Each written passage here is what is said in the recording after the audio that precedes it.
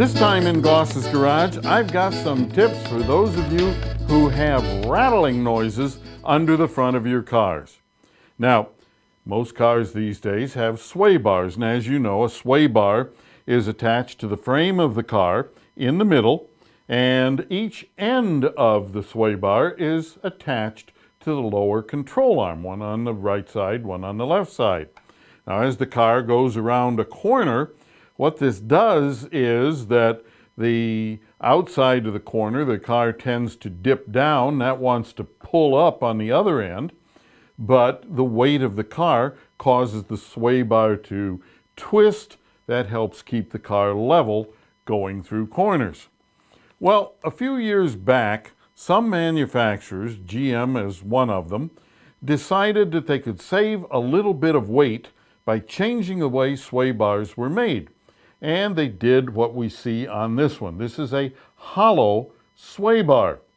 Now, that works fine in a lot of cases, but depending on the vehicle and so on, you may wind up with a situation like we have here. This one has actually cracked and separated into two pieces.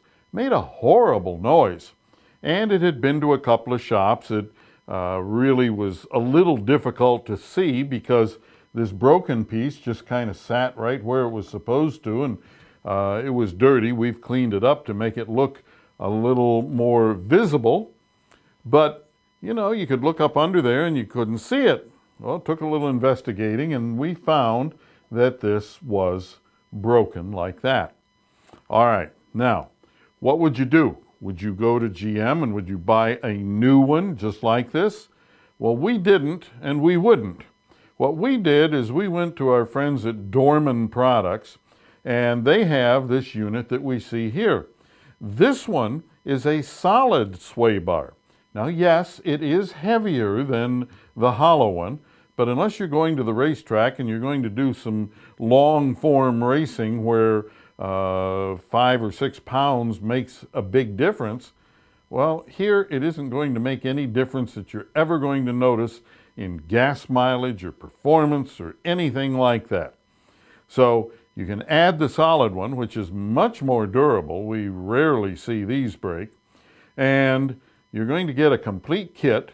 It's something you could do yourself in most cases, and you could do it in under an hour.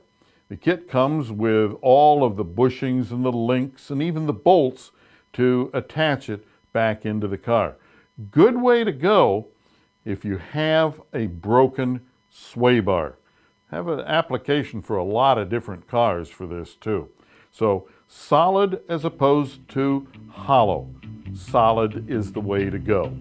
And if you have a question or a comment, drop me a line right here at Goss's Garage.